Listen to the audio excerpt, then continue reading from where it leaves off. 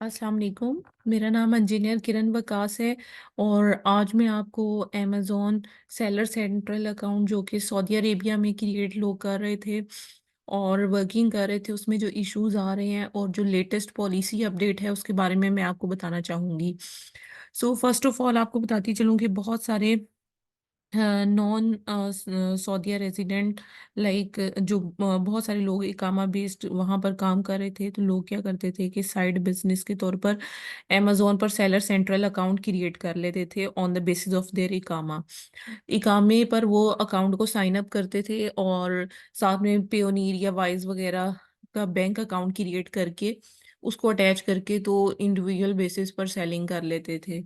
लेकिन क्योंकि सऊदीया गवर्नमेंट का जो रूल है उसके मुताबिक कि जो इकामा पर काम लिखा हुआ है आप सिर्फ वही कर सकते हैं, तो इस चीज़ को मद्देनज़र रखते हुए सऊदीयन गवर्नमेंट ने कांटेक्ट किया अमेज़ॉन के साथ और अमेज़ॉन और उनकी कोलैबोरेशन से ये चीज़ डिसाइड हुई कि इकामा बेस्ड अकाउंट जितने भी हैं वो ब्लॉक कर दिए जाएंगे, ठीक है। और वही हुआ कि जितने भी अकाउंट हैं उन पे वेरिफिकेशन स्टार्ट हो गई। जो लोग वहाँ के नेशनल आईडीज और नेशनल डॉक्यूमेंट प्रोवाइड कर रहे हैं उनका अकाउंट खुलता जा रहा है और जिनके पास नहीं है, जो इकामा बेस्ड हैं, वो अकाउंट अभी फ़िलहाल लॉक हैं। तो इसी सिनेरियो को आपके साथ डिस्कस करती चलूँ क्योंकि फ्यूचर में अमेज़न के जो हेडक्वार्टर्स हैं वो भी सऊदी अरेबिया में डेवलप होने जा रहे हैं, तो इस वजह से उन्होंने काफ़ी स्ट्रिक्टनेस की है। तो अब आपको बताती चलूँ कि अगर आप एक नया अकाउंट सेटअप करना चाहते हैं अमेज़न सऊदी अरेबिया पे, या अगर आपका पहले से चल रहा है तो उसके लिए क्या इन्फॉर्मेशन होना ज़रूरी है वो मैं आपके साथ शेयर कर देती हूँ। कि सबसे पहले आपको बता दूं कि क्रिएशन के लिए जो चीज़ अब कंपलसरी कर दी है वो ये है कि केएसए का national ID on off the owner होना ज़रूरी है। अगर आप अकाउंट क्रिएट करना भी चाहते हैं, काम में पे आप वहाँ पर काम करें, इन्वेस्टमेंट करना चाहते हैं, तो जो आपका वहाँ पर कफील है आप उसकी इंफॉर्मेशन पे अकाउंट को साइन अप कर सकते हैं, आप अपनी पर्सनल इंफॉर्मेशन पे अकाउंट को साइन अप नहीं कर सकते।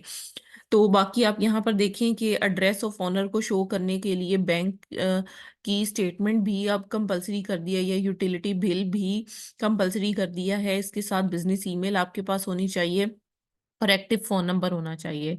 अगर आप बिज़नेस अकाउंट ओपन करना चाहते हैं तो आपके पास नेशनल या रेज़िडेंट आईडी लाज़मी होनी चाहिए। अच्छा, यहाँ पर देखिए बिज़नेस अकाउंट में रेज़िडेंट आईडी आप ओपन कर सकते हैं, यानी कि इकामा बेस्ड अकाउंट ओपन कर सकते हैं।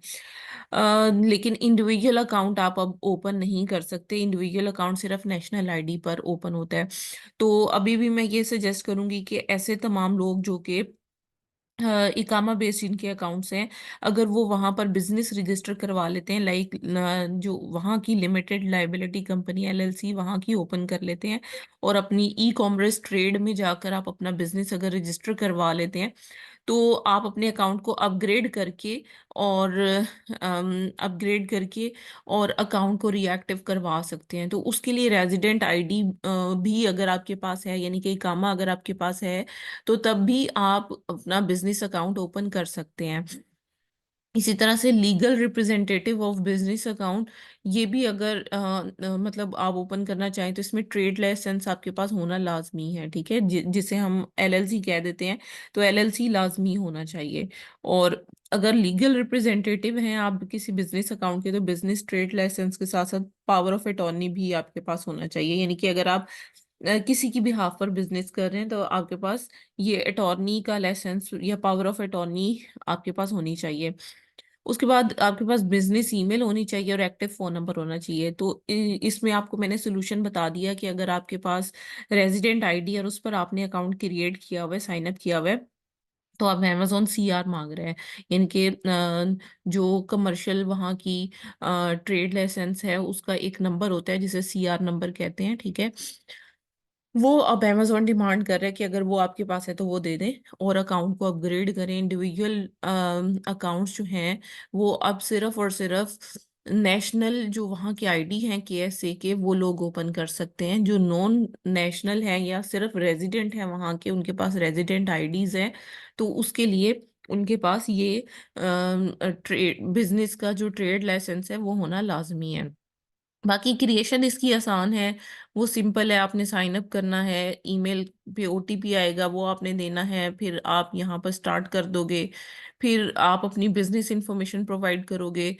अगर ऑब्वियसली आपके पास बिजनेस ट्रेड लाइसेंस है तो आप उसी पर क्रिएट करोगे, अगर आप वहाँ के रेजिडेंट आईडी हो। बाकी बिजनेस की इंफॉर्मेशन पेज आ जाएगा आपके पास। उसके बाद सेलर की इंफॉर्मेशन का पेज आ जाएगा, बिलिंग की इंफॉर्मेशन का पेज आ जाएगा, स्टोर की इंफॉर्मेशन का पेज आएगा। और उसके बाद आपने आइडेंटिटी वेरिफिकेशन करनी है। इंडिविजुअल सेलर्स के लिए दोबारा से देख लें, आप क्लियरली लिखा हुआ है कि limited to KSA nationals only, ठीक है। ऐसे लोग जिनके पास नेशनल आईडी है केएसए की, और उसकी इंफॉर्मेशन अगर आपकी मैच कर रही है, और आपकी क्रेडिट कार्ड या बैंक स्टेटमेंट पर भी सेम अगर सिचुएशन है, सेम एड्रेस वगैरह है, तो फिर आप जो है वो मतलब कर सकते हैं। अदरवाइज अगर आप बिजनेस सेलर हैं तो उसमें आप नेशनल आईडी या रेजिडेंट आईडी दोनों इस्तेमाल कर सकते हैं, लेकिन इसके साथ साथ आपके पास क्लियर कॉपी होनी चाहिए बिजनेस ट्रेड लाइसेंस की। और अगर आप लीगल रिप्रेजेंटेटिव हैं किसी भी कंपनी के, तो पावर ऑफ अटॉर्नी भी आपके पास साथ में होना चाहिए, जो कि कॉपी ऑफ ऑथराइजेशन सर्टिफिकेट होता है फ्रॉम द कंपनी। और उसके बाद आपका अकाउंट जो है वो एक्टिव हो जाएगा जब आप इंटरव्यू कंडक्ट करेंगे, ठीक है। तो कहने का मकसद ये है कि अब आपको मैंने सोल्यूशन बता दिया है, इस तरह का अकाउंट आपका ओपन हो जाएगा, ठीक है। अब आपका अगर कोई भी क्वेश्चन हो रिगार्डिंग ये जो लेटेस्ट पॉलिसी है, तो आप वाली फी कॉमर्स से जो है वो कांटेक्ट कर सकते हैं। We are here to assist you. Thank you so much for watching our video. अल्लाह हाफिज।